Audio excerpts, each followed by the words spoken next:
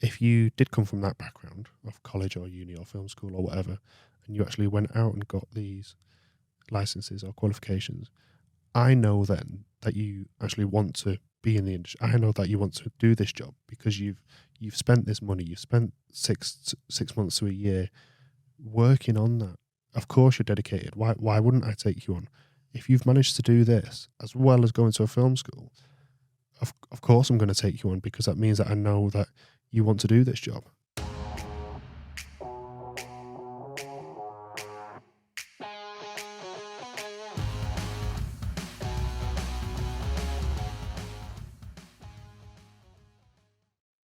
Welcome to Filmmaking Framed, your video podcast uncovering the realities of filmmaking.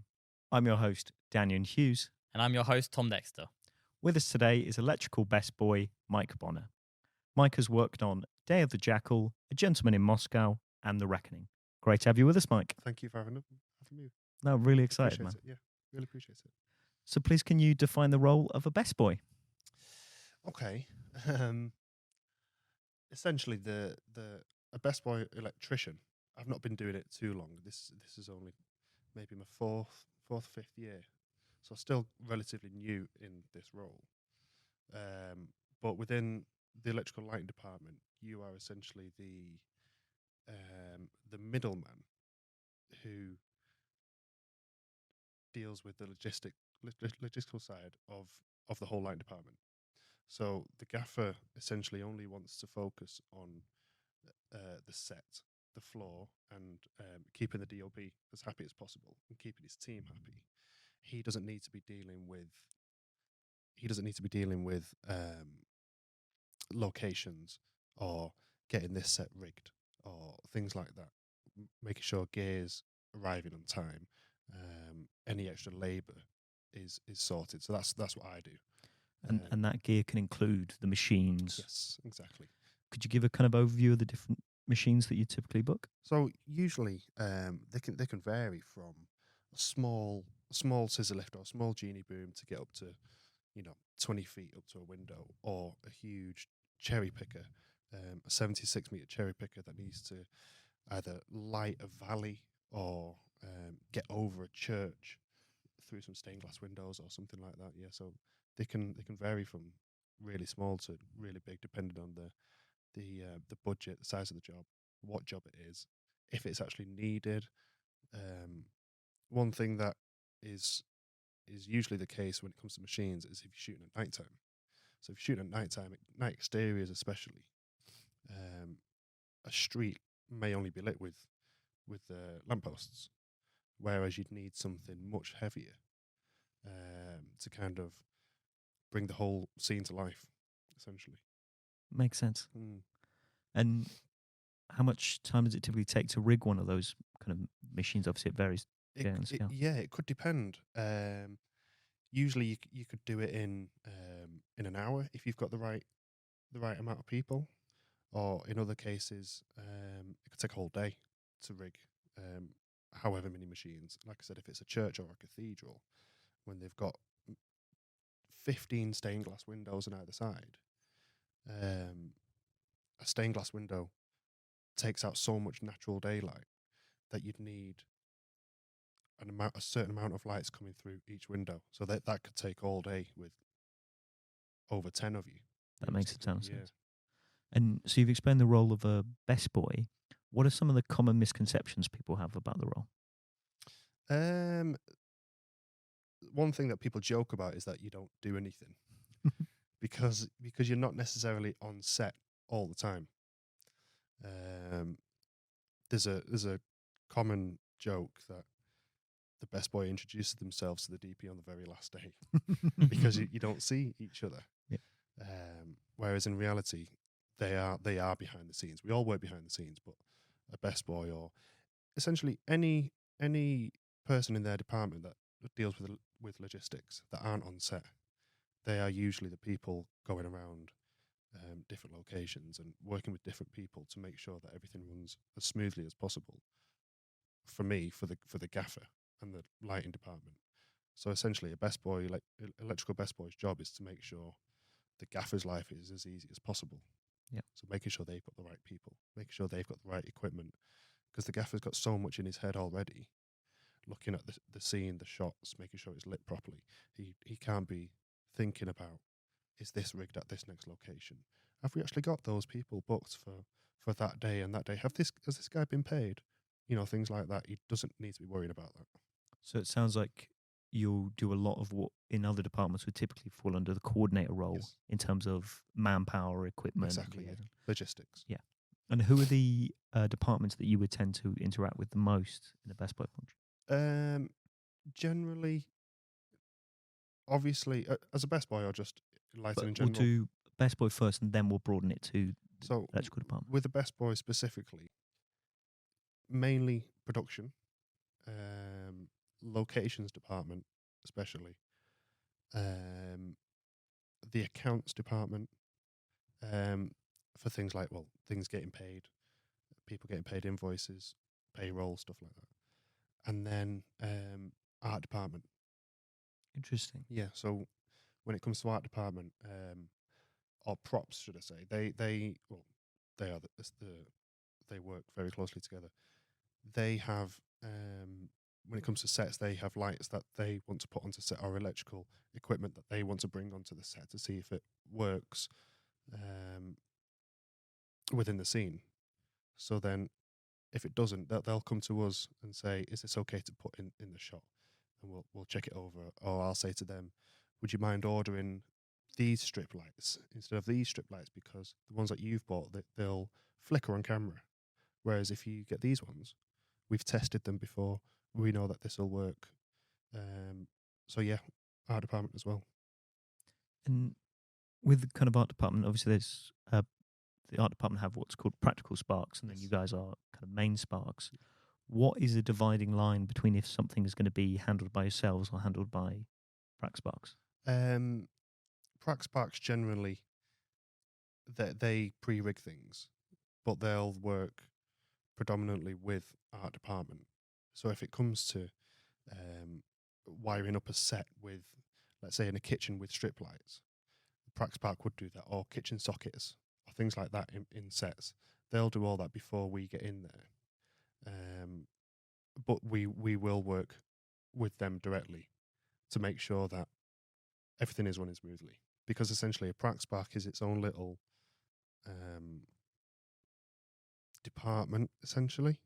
So, and please correct me if I'm wrong, because it's something I definitely want to learn more about. Would it be fair to say that Prac Sparks handle the lights that would conceivably exist in a space, but like if there was no film crew there? So, for example, the strip lights in a kitchen, or perhaps a lamp. Yeah. Whereas you guys would be concerned with the lighting of a frame. Yeah, that's essentially, yeah. But when it comes to any electrics on set, obviously we are still involved in that. So if lamps weren't working, it's up to us to figure out how to work. If a socket's not working, it's up to us to do that. But yeah, when it comes to pre-rigging and things, the Prac Spark will be involved with the riggers at the same time to make sure that this is going the right way, or this socket's working this way, or blah blah blah. Yeah, and I want to highlight that for any new entrants to the industry, which is don't mess with power. That's a great way to upset the electrical department. Yeah, it is. Yeah, I filmed in a house when I was a runner, and one of the other runners decided to put the kettle on, blew the whole house, Mm-hmm. and Yeah. so then there was no power at all. Because Yeah. you guys are constantly working out the load on the electrical Yeah. systems and what can be plugged in. Yeah, generally, a on day-to-day life on a film set, people will generally ask us if it's okay to plug this heater into this cable or whatever. Sometimes you get some people that just don't think about it because it's not natural to them to, like you said, flick a kettle on or something like that, but it then does blow the power.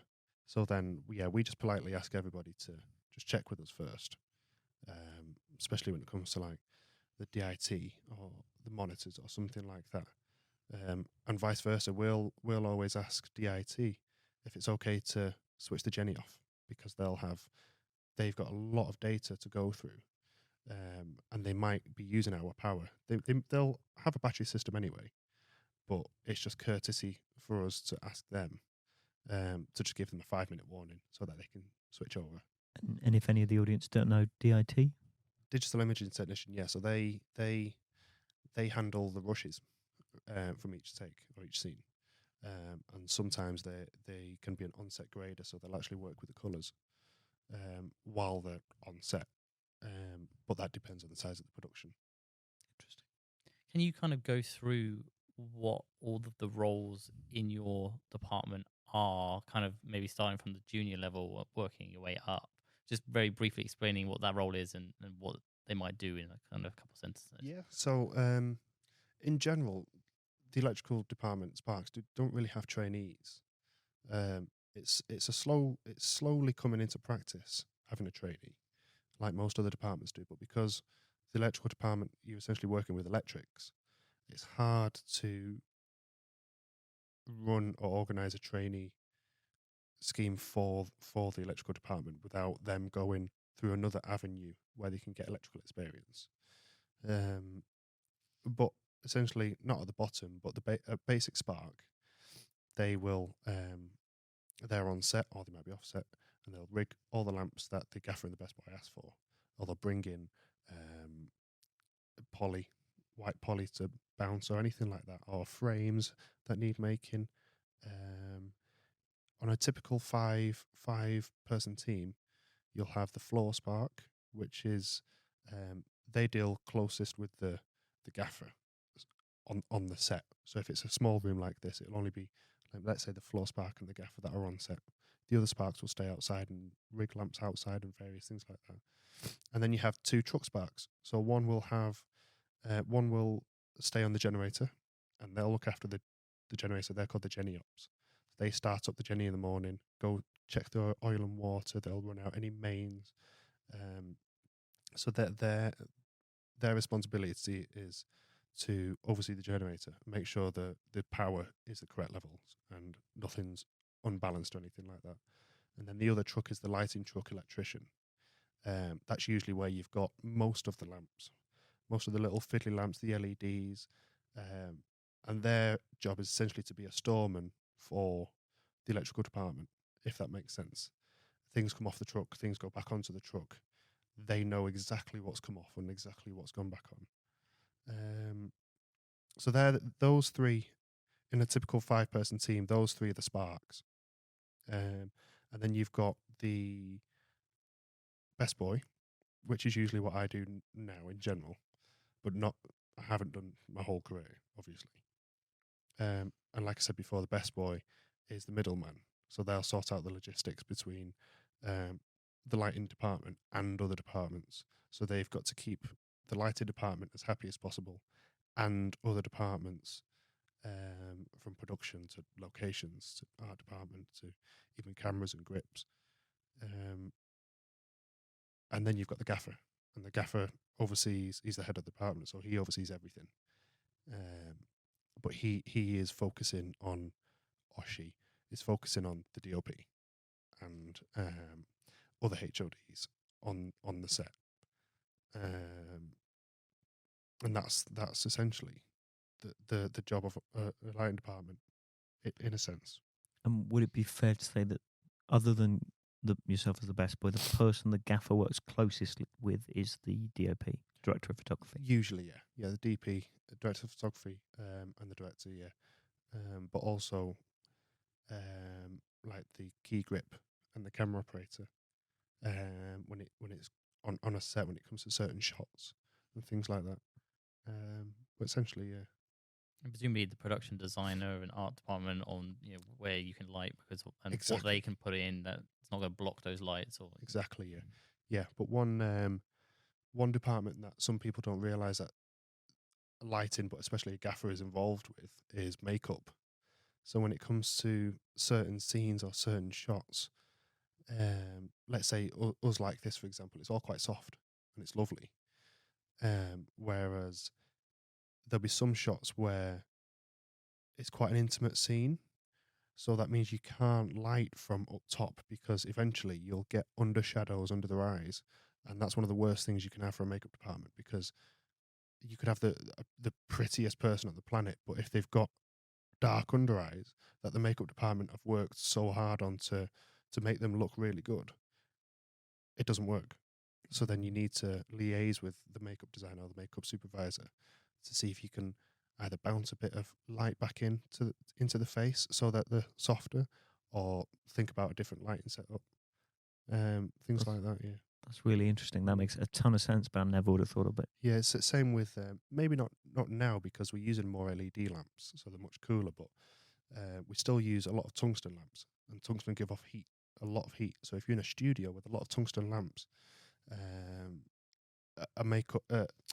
cast member might actually have a lot of makeup on, and if they feel a bit sweaty, that means the makeup artists have got to go in with some tissue or something to try and get the sweat off. But that's where you'd need to work with them to see if you can actually change that hard tungsten lamp to something a bit more softer that but gives the same effects, so that it's not just one big heater in a studio. And what are the advantages of LEDs versus tungsten? This is a broad area, but cost is one. To run tungsten lamps it means the generator's working harder, so that means fuel. It's more eco to use LED, obviously. But usually with LED you can get much softer lamps, or softer light sources, which works in some aspects if that's what you're going for. Clean lighting, then yeah, LED is great because they're naturally soft, because then they're not a single bulb like a tungsten lamp is. They're a bunch of diodes all together, arranged in whatever shape. So it's a cluster of lamps. Less easy to break, presumably, the LEDs. Or You'd think so, but because there's a lot of technology in an LED lamp, there's a lot to go wrong. So even though they are cost effective, and they're more eco-friendly, there are certain issues when it comes to, like I said, because there's more technology in them, there's a lot more stuff to go wrong with them. But it's generally the way it's going. We're generally going down the LED route. Every supplier and every manufacturer is trying to recreate what can be done with a tungsten lamp, but in an LED. Sometimes it works, but most of the time it doesn't. And what can be done with a tungsten? I think that's more of a question for like an old school DP. But essentially, it's really hard to recreate the feel of a true tungsten lamp. So a true tungsten lamp, this is when you get into foot candles and stuff like that. It just has a certain effect on camera that you can't really recreate with LED. You can with some shots, and depending on the budget or the location or where you are, it does work. But most of the time, there's some certain old school DOPs that will only shoot with tungsten lamps because they're used to that effect. They love that effect, which it's not a bad thing. If production are happy with that, with costs and everything, then that's fine. And that is generally the case sometimes, that you only shoot with tungsten. Whereas if you've got other DPs that don't really mind, and they like to experiment with different lamps and different lenses and things like that, they're fine with using LED. And then you've got most people that use a mixture of both. To have a mixture of both is probably the best. one of the big challenges of tungstens, like you say, is heat. Yeah. So from a location and studio management perspective, which I've done in the past, is we shot in a studio and we had a lot of tungstens, and we were shooting on a set with a thatched roof. Mm-hmm. So one of the big considerations is keeping the set cool enough, one for comfort for all of the crew and the cast, and two for health and safety. Yeah. So it's very easy for these lights to, like, that thatched roof could catch fire. So on that particular project, there was a big fire department team on set constantly going around measuring the heat giving off, so that we obviously didn't start a fire on the set. Exactly, yeah. I've been in situations like that where we've had studios where they're not dedicated film studios. It might be like an old warehouse or something, but because they are they're built like warehouses. They're steel or aluminium roofs, and if we're using a lot of tungsten lamps, naturally it's going to heat up, especially in the summertime. So then, yeah, like you said, we had to bring in aircon units and switch them on in between takes because it was so hot in there. But yeah, a good way to overcome that is to use LED, and that obviously inevitably reduces costs with everything: cable size, generator size, power, things like that. We did a day for night as well.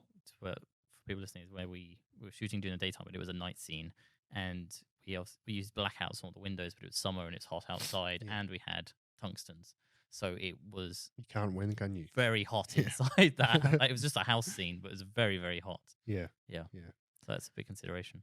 And would it be correct that tungsten is used more in period dramas? Generally, yeah. Generally, because period. Don't,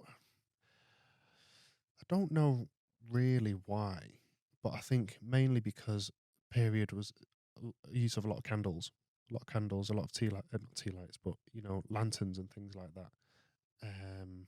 So that's usually why period is mostly shot with tungsten. But there are certain shows and even films, obviously films that use hard tungsten light that you can't recreate with an LED. You just can't.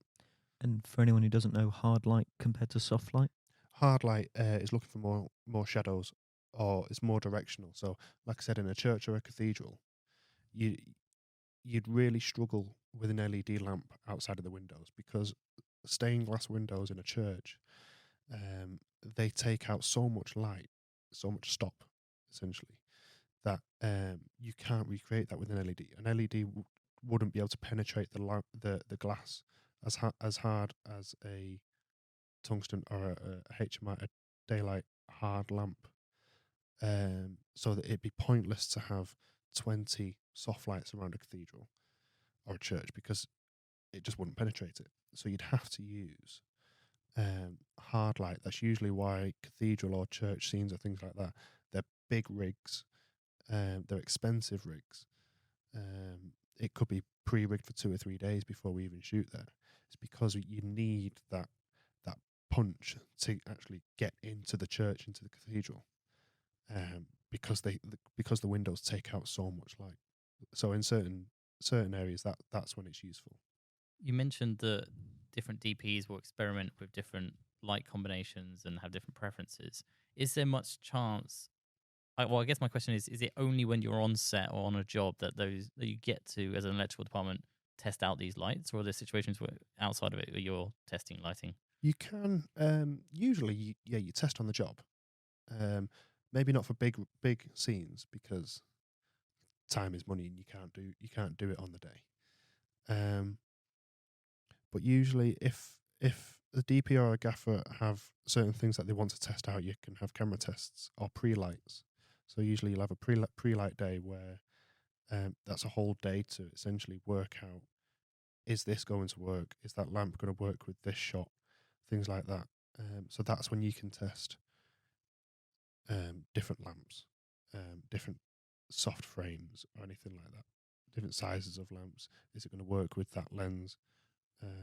Things like that. And the gaffer will request a particular lamp, and then you, as the best boy, would then source and acquire that for those pre-lights and have everything ready. So the best boy and the gaffer will work, obviously directly, usually on a lighting list for every location or every studio rig or anything like that. We'll work on it together. It's mainly the gaffer's decision overall, but we'll work directly on that list, and then us together we will liaise with the lighting companies or the rental houses of whichever department to see if that will work, and then I'll go back and forth with production, see if we can change this or change that.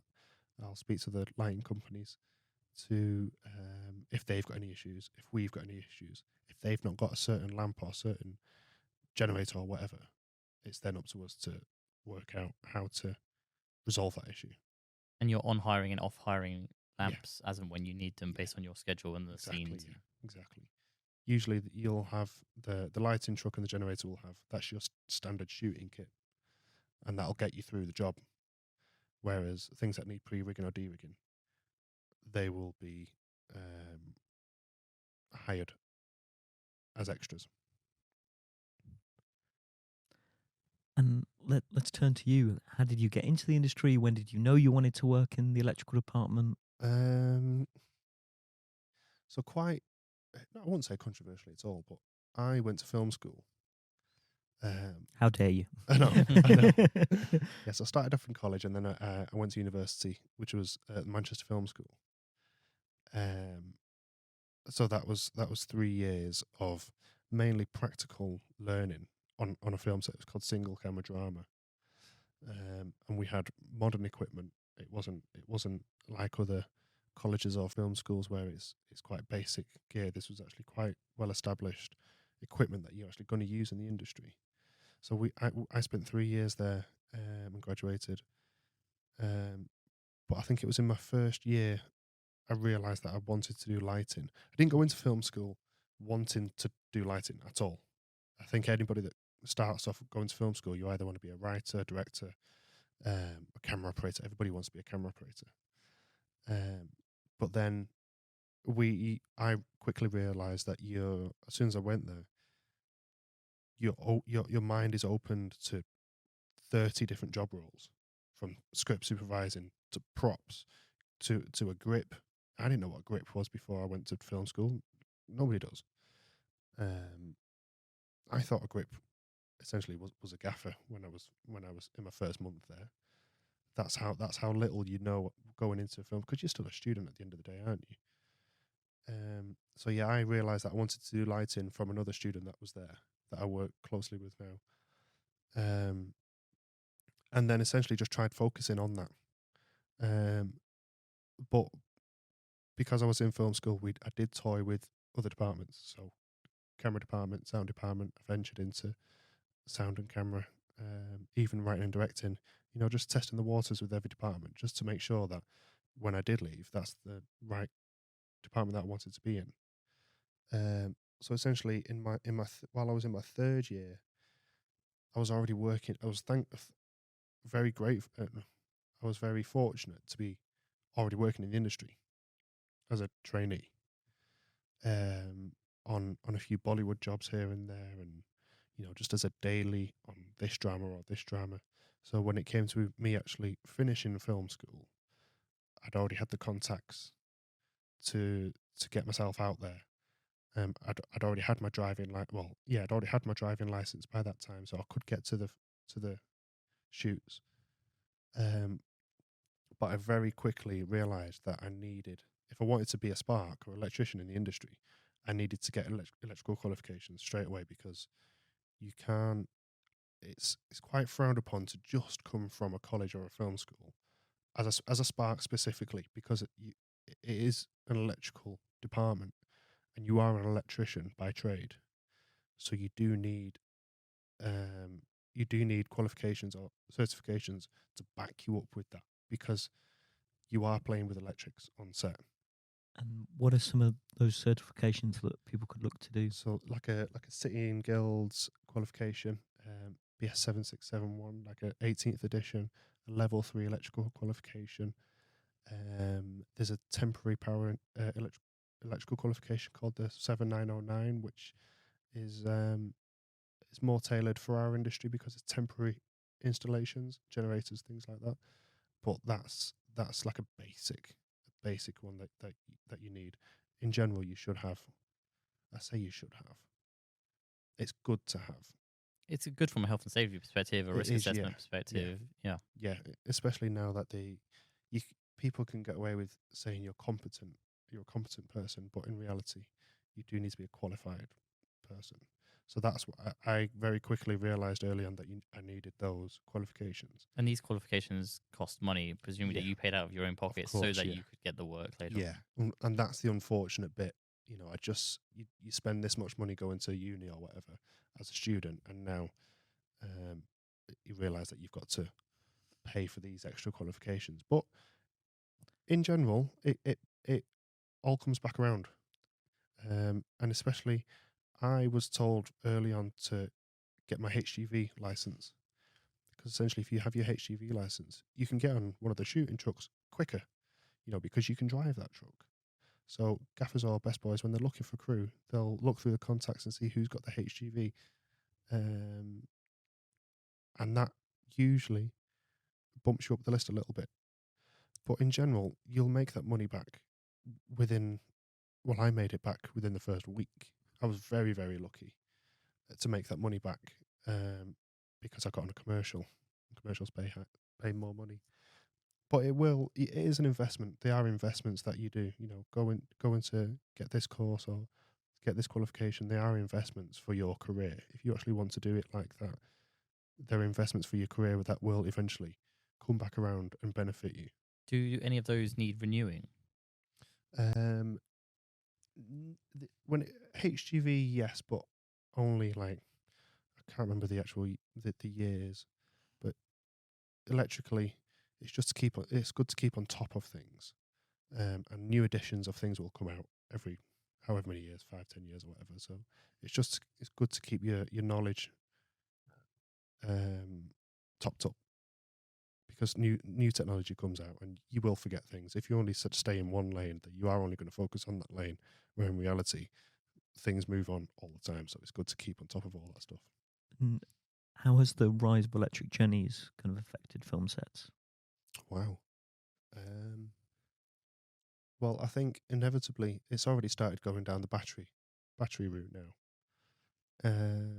And even jobs that I've done in the past couple of years, we've started using more battery power for certain things. So like if it's a small LED or something like that, you can run it off a little 2 kilowatt battery. So that saves you having a generator at a certain location. Or if you're doing day exteriors, you don't have to have a little towable generator. You can actually use these batteries. But I think in future, in general, the way technology is moving is more towards batteries, and I think we'll eventually have hybrid generator battery systems, 18-ton truck battery systems, where they are a mixture of both. So it is more environmentally friendly. While still having the ability to generate power Yes. at a flicker switch, because that's the advantage that fuel generators have is as long as you can keep refueling it, you'll keep generating power, whereas and you can refuel it, I believe, while the generator is on. Yes. Yeah. Whereas an electrical Jenny, you don't have the same freedom to power it up, and it takes obviously a lot longer to recharge a Jenny than it does to fill a fuel tank. Yeah, exactly. That's exactly right. Yeah. And so you said your first job was a commercial. Where did you go from that commercial? No, so my very first job was a Bollywood job. How was that? Carnage. Yeah. Yeah, carnage. For any new entrants, Bollywood jobs have a reputation for being more chaotic. Yeah, because people in different countries they work in different scenarios, and they obviously have their way of working. So then, if anybody from another country comes over to England or wherever we're shooting, we have to adapt with each other. There might be a language barrier, or they might do things certain ways. But in general, Bollywood jobs are a bit chaotic, just because that's the way they work. Yeah, and we generally don't work in the same way. So it's usually a case of trying to find the balance of working with each other so that the job can actually get done. Absolutely. But yeah, the Bollywood jobs were a couple of my first jobs, and then I got onto more like kids dramas, which are they're fun, they're easy, they're simple. You're working with kids, it's children's hours, so you can't really you can't overrun certain things like that you're not looking at massive lighting setups or anything like that. They're generally easy jobs, easy to work with. Everybody wants the same thing. Yeah, and that's generally how I started out. And can you explain why you can't overrun on jobs with children actors? Children are limited to a certain amount of time during a day. Yeah. So whereas adults, you can essentially you could work however many hours you wanted within a day or a week. But because they're children, you have to stick to a specific Yep. set of hours. I can't remember how many hours it is. But there's no budging on that at all. Yeah. That's the law. Exactly. You can't fiddle with their hours in the slightest, because that's when you get fined, or the production company can essentially shut down. So yeah, when it comes to kids' jobs, they are just easy to work on, because the producers, they're not looking for massive lighting setups or anything like that. You can create a really good show with a limited amount of resources, which is good. Makes sense. And then where did you go from children's? So that's when I started meeting other gaffers and other sparks, which then inevitably broadens your doors, essentially. So that's when I met a gaffer that I normally work with, who told me to get my HGV, because he knew that if I got my HGV, I could essentially work with him, or he'd know people that would need a HGV spark. So I did it, and I got it. I had to pay for it myself, and obviously I knew that it would be an investment, but it's an investment that paid off, because when I passed at 5 to 9 in the morning, I'd had a job by 11 o'clock, which was a commercial for 3 days, which essentially then paid off the whole HGV course. But by having that license, that was it. Then I could work with anybody, essentially anybody that needed it, and I'd not stopped working for however many years it was since then. Whether it was because I'm a HGV or not, but because I had my HGV, it was a bigger door to open, which just boosted everything. Having worked with you, HGV licenses are absolutely valuable, and we in Locations love electrical people that can do it. But it is also a huge part of how you conduct yourself on set, how you run on set. So Yes, that you work so continuously, it's a big take some credit there, man. yeah, it's a big responsibility to have. It's a small thing like having a HGV license or something like that, but it's a big responsibility, because you are in charge of an 18-ton truck, and some jobs you don't need that. The truck might be in one position for 6 weeks, but on the off chance that we were shooting outside and the trucks needed moving during the day, it's good to know that you've got that in your arsenal to be able to move those trucks. So there'll be some sparks listening to this that won't even nearly dream of getting it, or they'll think that you don't need it. Yeah, you might not need it, but I think it's just good to have in your arsenal anyway. Why wouldn't you? Yeah. I know it costs money, but you can make it back. Do you think it shows a certain level of commitment to being a spark as well? It's Absolutely, when you're starting out, that you're showing like, I'm so dedicated to this. I've already invested in it. Yeah, absolutely. I've got those electrical qualifications as well. It'll Yeah. show the same thing. There'll be sparks in this industry that came from a certain background, that don't have any qualifications or don't have any HGV license or whatever, that will get by, and that's fine. It doesn't mean we're going to dislike you anymore or disrespect you anymore in the slightest. But if a best boy or a gaffer knows that you've got these certain things behind you, you'll be not more well respected, but It'll give you an advantage yeah, when you're looking for exactly, positions, yeah. Bit more of an advantage, yeah. But I'd never hire anybody for that reason. If somebody's really good spark and they've not got an electrical qualification to their name, but my only other option was a spark that has got this qualification, but isn't actually that good, that doesn't matter to me. I'd rather actually have somebody I know that can do the job properly, who I've worked with before. So sometimes it works, sometimes it doesn't. Sometimes it matters, other times it doesn't. So it seems like it's something you can do to add points. Yeah. It might not be decisive, but like you don't necessarily, you don't control necessarily who your network is, but you No. can go into the industry with those qualifications, Yeah. and it's just that little thing to help make getting those first few jobs easier. Yeah, especially nowadays, production companies are asking more and more for your full team to be qualified, essentially, especially with all the legalities that go on now in day-to-day life. So the production companies are usually looking to cover their sides of it. But in general, yeah, a gaffer should have a full team that can essentially look after them themselves, and have a basic understanding of electrics, because that's what it is at the end of the day. It might be lighting, but you're working with electrics, and if you don't know how to use those electrics or work with those electrics, you shouldn't be doing it. You should be able to know why this isn't working, or is that going to overload this, and certain things like that. You can't just you shouldn't be able to just walk onto a set and start plugging things up if you've not got a understanding of it, which is why certain sparks come from like rental houses, lighting companies, where they already have that knowledge, and sometimes they'll have apprentice schemes at those rental houses where they will get electrical qualifications as well as working with the lighting equipment. So then when they do come into the industry, they already know the gear, they already have electrical knowledge, and sometimes even have HGV licenses. They've just never been onto a film set.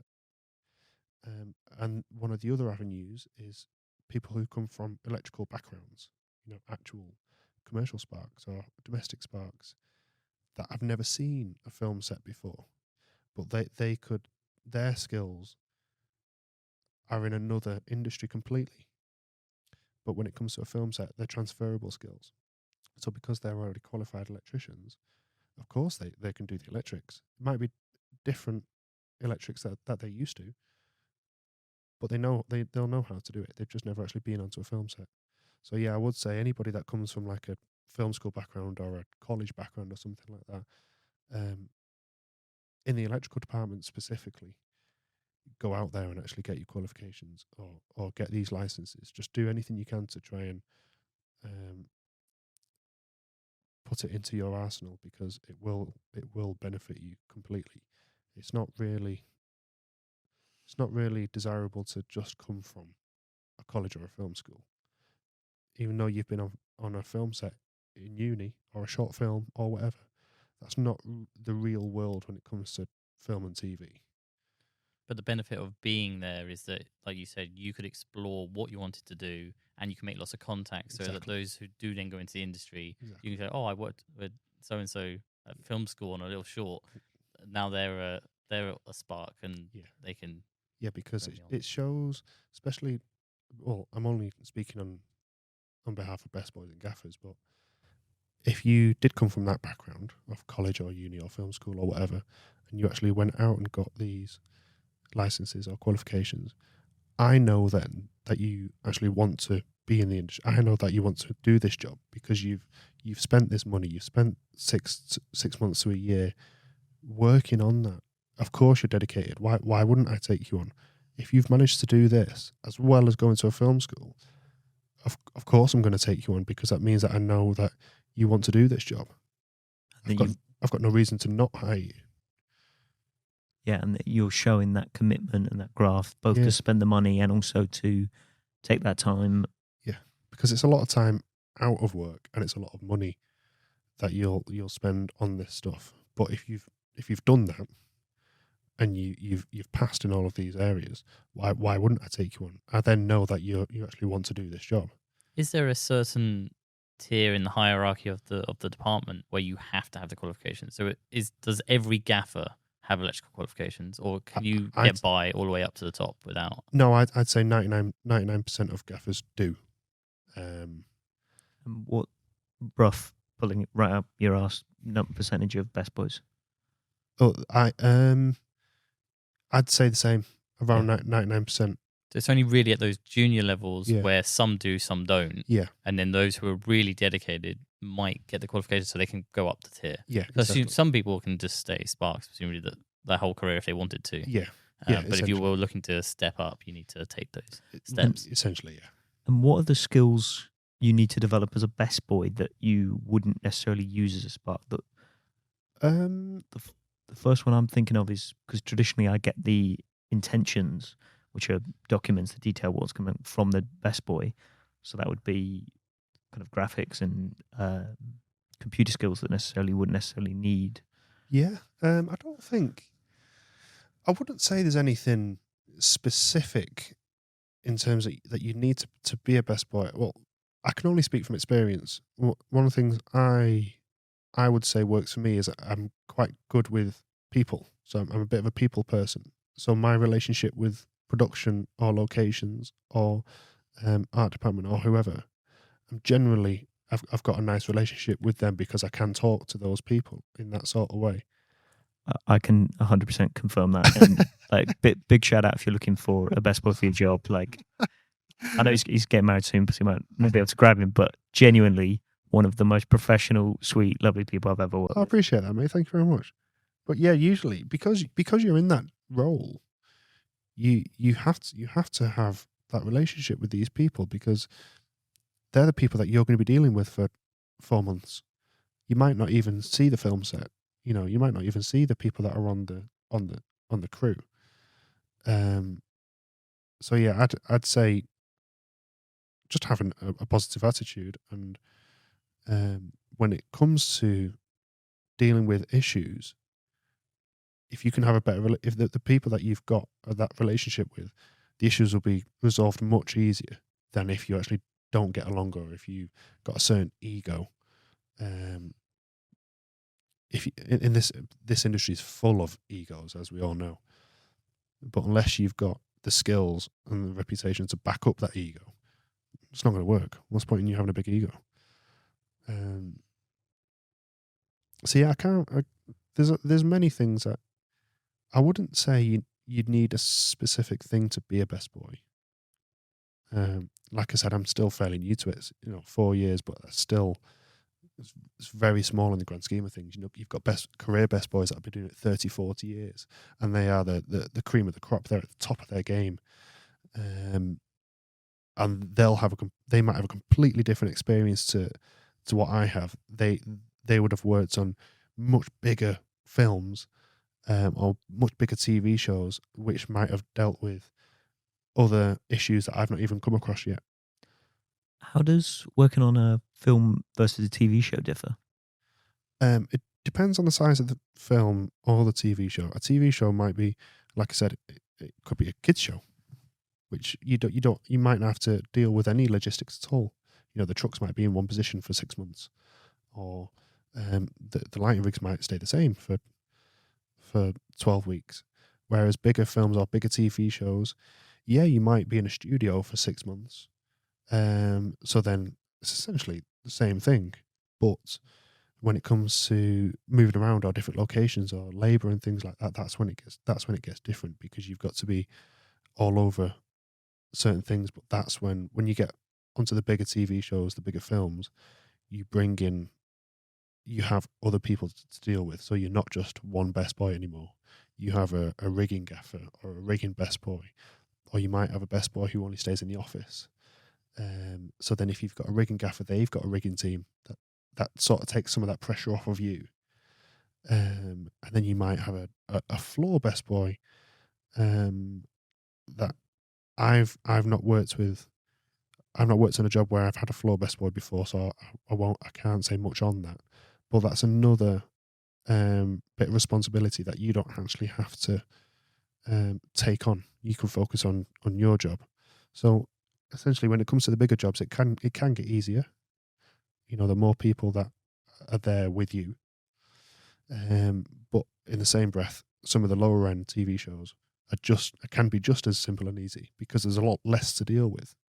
It's where those complexities come from, basically. It's where the complexities come from, yeah, exactly. Can you give an example in your career? You don't have to give the name of the job, but just of maybe a particularly challenging lighting situation or something that went wrong and something you learned from that? Oh, wow.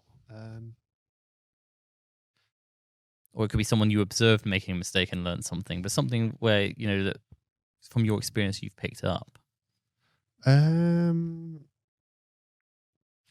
a very good question. I'd say that one of the best jobs I've worked on was a gentleman in Moscow. And for me, that was a massive learning curve in general for whatever reason. But it was definitely one of the longest and biggest jobs I've worked on in terms of the amount of. I was the rigging best boy in that one, so I wasn't actually the shooting best boy. So I worked under the rigging gaffer as well as the shooting best boy and the shooting gaffer.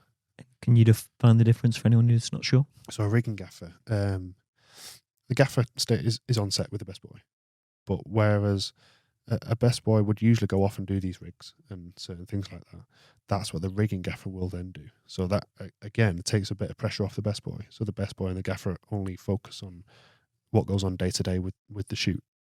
So the rigging gaffer and the rigging best boy, they are behind the scenes. So that is who locations will deal with in production as well as anybody else. They're doing prep and strike. And Exactly. Yeah. Exactly. So because I was the rigging best boy on that job, yeah, like I said, that was a complete learning curve for me because there was things that I'd not experienced before. You know, an amount of additional people that we need for that job. Usually, if a normal TV show, you may only need like 4 extra people a week, maybe, if that. Whereas this one, because of the locations that we were using, and because it was a period drama, and because of the requests from the DP and the gaffer that they wanted, everything was upscaled. So it was a good job to work on when it came to studio rigging, and yeah, just working on different logistics that I'd not worked with before, just because of the scale of it.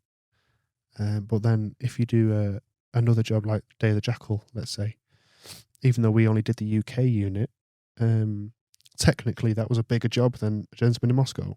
But because I was the shooting best boy for the UK unit, there was already a rigging gaffer on involved and a rigging best boy. So they took a lot of that pressure off me, or us, should I say. So that job for me was relatively easy. I won't say easy, but more simplified, because we had these things in place. So then I could only focus on what I needed to focus on. So both of those jobs in general, they were great learning curves. Can you talk about some of the, maybe just very briefly, some of the common mistakes that someone new to the department makes and what they should not do, and to avoid those? Well, one main thing that I got told off for was running on set. When I first started out, because I was so happy to come out of film school and actually work in the industry, I was just keen, really keen, and I wanted to make sure that everything was done all the time. Whatever the gaffer or the best boy asked for, I wanted to be the first person to do that. Which eventually ended up in me running on set from the truck to the set or whatever. And that's one thing you shouldn't ever do on a film set, is run. So that's when the gaffer told me off to, you don't need to run. It's a film set. It's a film set. You don't need to run. It takes as long as it takes. And what's wrong about running? You could injure yourself. And if you injure, it's a self-employed industry. And if you injure yourself because of your stupid idea to run on set, you could be out of work for 3 months. Yep. You can injure others. You can damage injure equipment. Yeah, absolutely. You've got. There's no reason to run. The irony of having runners as an actual role, but what it means is you're just moving between lots of things constantly, lots of tasks. It doesn't mean walk slowly. Yeah. But work with haste where required, but safely. It takes as long as it takes. Yeah. If you see somebody running, they shouldn't be running. There's no need for you to run on a film set. But that's the one thing that I got told off for specifically. Presumably the same with when you're rigging something. If you rig it so fast just to get it done that then you've made mistakes, and then you have to re-rig it. Exactly. That defeats the point. You might as well do it right the first time. So if it takes a bit longer, it takes a bit longer. Because if you rush anything, you are going to make mistakes, but those mistakes could be serious. If you rush a job, that if you're rigging a lamp, let's say, it doesn't have a safety chain on it, that could fall. So you have to take these things seriously, and you can't rush anything in this industry, even if they're about to turn over and you need something straight away. still can't rush it, because if it's still not safe, or if it means you're coming from the truck, don't run, because you could fall on your way to the set or whatever. Do you know what I mean? Yeah, really good advice. But that's the one thing that one of the mistakes that I can think of that I got told off for. Yeah. And if you had a young person and they wanted to get into the industry, what advice would you give them? Other than don't run, but like to help secure their first role in the industry in general. Let's do specifically electrical. So, for specifically, they've done those qualifications. They've got that. How do they? So they didn't go to film school, but they've qualified and they've got the HEV license. What's their next step? Make as many contacts as you can and stay as keen as possible. People always love it when you want to be there at work. You could turn up on a Monday morning and you might have had a really bad weekend, but if they can see that you actually want to be there at work and do the job that you can as best as possible, that's always going to help. And then try and get your name out there as much as possible. You might have a contact that doesn't message you for 5 years, but then out of the blue they'll say, "Do you want to do 20 weeks with us?" It's like, yeah, absolutely. Thank you very much. I'm actually available. Because you never know when it could come back around. So I would say stay as keen as possible. Always keep up to date with current situations as well, whether it's equipment or the way things are moving in the industry technologically. Yeah. And how are things moving technologically for the electrical department? More eco. Everything's becoming much more environmentally friendly, which means more LEDs, more battery systems. Things like that. That's generally the way it's going at the minute. Makes sense. Are there any particular Facebook groups or WhatsApp groups that new entrants go in, or is it not really run like that? It's hard to say, because I'm not aware of any Facebook groups, me specifically, when it comes to stuff like that, because that's not the way sparks work, really. WhatsApp groups more so, but then there are certain you earn your way into those WhatsApp groups. Exactly. That's exactly right. And it's especially different because I'm from Manchester, I'm from the north. We have certain WhatsApp groups where they are only for qualified people, whereas there's other WhatsApp groups that and not anybody can get into, but more people can get into. So this might be one where it's to get into the electrical department, you look for runner work or location marshal work because that's easier to get into from the outside, and then you do a good job and you ask to be introduced to the electrical department. Yeah, that's a good way of getting into it. There's sparks in this industry that have come from other backgrounds, whether it's locations or being a runner or even camera trainees, that then actually wanted to be a spark. So then they went down the other avenue, got these qualifications, and then eventually, because they had those contacts, they came into the electrical department. So that is a good way to get into it as well. Cool. So for the show notes, we'll put location department juniors in a runner group, so that even if your ambition is electrical, and check out the show notes on any episodes we have with those departments as well. Yeah, because unfortunately, there's not a one-stop shop where there's not a true trainee scheme for the electrical department where you can have the knowledge from going to a film school, learning how to light, learning the different camera settings and things like that, as well as everything electrically. There's not a one-stop shop where you can get your HGV and your electrical qualifications and go to a film school all at the same place. So you either go to a rental house.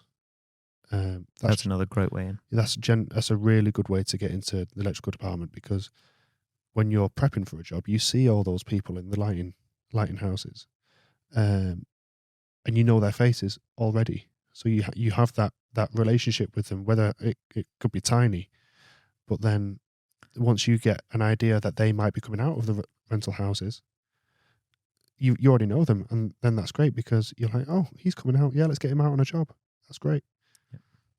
and make a good cup of coffee, and Exactly. Yeah. you know, Make a very good cup of tea. Yeah, I made. There was a best boy and a gaffer that I used to work with. He's an old boy, but he used to have. He loved a cup of tea, and he'd have maybe 15, 20 cups of tea a day, and all he wanted from me was to make a good cup of tea, as well as do my job. But realistically, Yeah. just make a good cup of tea, because that's what made him happy. You know, Yeah. that's how he got through the day. And if that's the one thing that gets him through the day, and he's got no other stresses, I'm going to make you as many cups of tea as possible. That's fine. Yeah. If you're happy with me doing that, I'll do that. They are on working on film sets. It's long, hard days, Yes. and not even on film sets, on film jobs. And if you can make the senior members of your team make it as easy as possible for them in any way that you can, you give yourself a massive leg up getting Exactly. work. Exactly. Yeah. absolutely. Like I had a previous job with a boss who was a big smoker, and so I would always carry, not to endorse smoking, but I'd carry packs of cigarettes on me. And then when we're in the rain at 3 a.m. and he's like, "Fuck, I'm out of my last one," I'd go, "Oh, I've got," and he'd be like, "Oh, you're a lifesaver, Danion." Oh my god, It's little things like that. Yeah. and it's just those little things to show that. Again, not to endorse smoking, and I've had other bosses where it was the same thing with electrical power packs, because Yeah. your phone can't go down in Exactly, this game. yeah. And so just knowing, do they want a cup of tea? Do they need, power? Because you spend more time at work, especially in this industry, than you do in your with your partners or your family. Yeah. So you have to have that relationship with them. You know pretty much everything about each other. You want to make your lives as easy as possible on a job like this, because you're spending 11, 12, 13, sometimes 14-hour days together. You need these things to keep your mind going, to keep your brain actually functioning in a stupid industry that it is. It's a It's- cruel mistress that we love. It's the strangest industry to work in, because you can see all these locations that you wouldn't even nearly dream of seeing, and you get paid this money for doing these stupid hours that you do, but then you get 3 to 4 meals a day for free, and you get free parking when you go to work and things like that.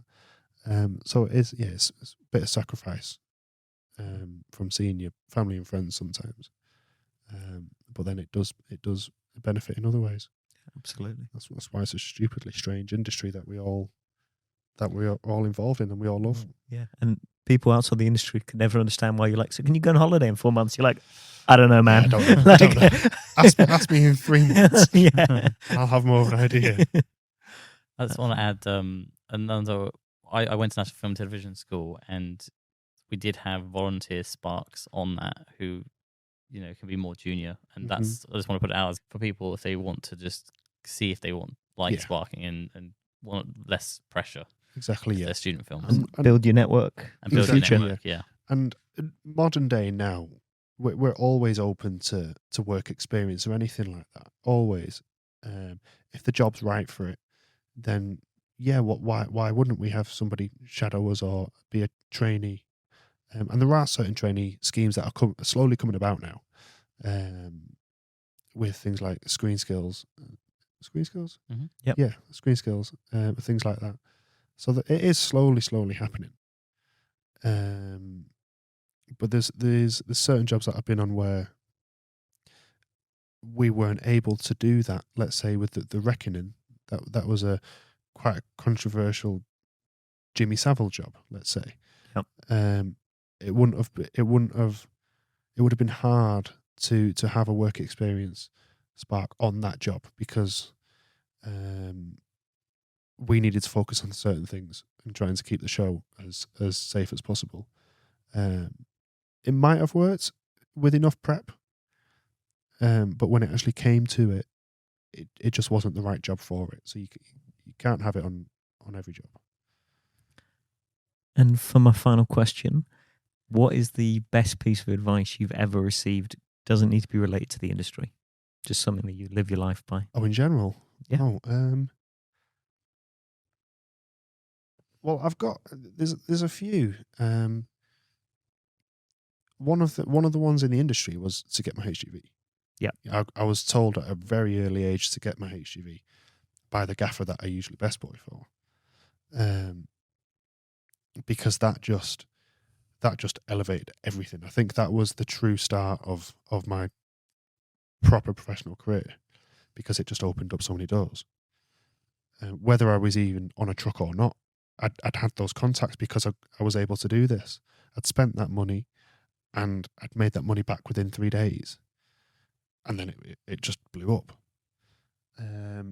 Whereas the other pieces of advice were to just, like, I'm quite a specific person. I'm quite a unique person. Like, I'm not the manliest man or anything like that, but I'm me, and I've always been quite a happy person.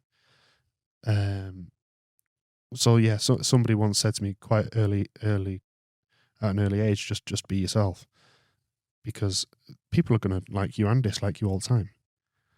You can't please everybody. I know now that I can't please everybody, but those people that I can't please, it's fine. I don't care, you know. So just be yourself. Don't try to be anybody else. Just do the job that do your job the best that you can, and whatever the best is that you can is the best. Is the best that you can give. Yeah, you can't force yourself to do anything else, because that's when either you're not going to be happy or you're going to start making mistakes or anything like that. You can only work towards your limitations. And fundamentally, if you're trying to be someone you're not, you're only ever going to be a bad imitation of someone else. Yeah. Whereas you can be the best version of you. Yeah, of course you can. Yeah, and you have to know your limitations. You know, if you don't know something, please ask. Nobody can ever. You can't judge somebody for not knowing something. If they don't know it, it's because they don't know it. It's when they pretend to know something, that's when you start getting in trouble, because we were under the impression that you did know that. Please don't do a job that you don't know how to do just because you think it would please somebody. Because if you make a mistake, that's going to bite you in the arse straight away. And as a universal rule, it is so much faster to teach someone how to do something than it is to fix their mistake if they don't know how to do it and then they've done it. Exactly. A respectful person will never judge somebody for asking a question. And you shouldn't do, because they won't know something. You know, if a spark came up to me and asked how to rig this lamp that they should have known 10 years ago, it's fine. They don't know how to do it. They might not have been taught it, but I don't want you to do it thinking you can do it and then make a mistake, because then we're going to have an issue then. The judgment only really comes if you've told them 5 to 10 times how to do it and they still don't know how to do it. Yeah, exactly. But yeah, especially in junior roles, you know, you're learning. Yeah, please ask. Please ask as many questions as possible. The more questions you ask and they actually take in, the better you are eventually going to be. And if I don't know the answer, I'll find somebody that does know the answer. You know, we'll work on it together, because I might learn something at the same time. Thanks, Mike. It's been absolutely Thank you very much. Thanks so much. Appreciate it. Thanks for having me. Thank you very much.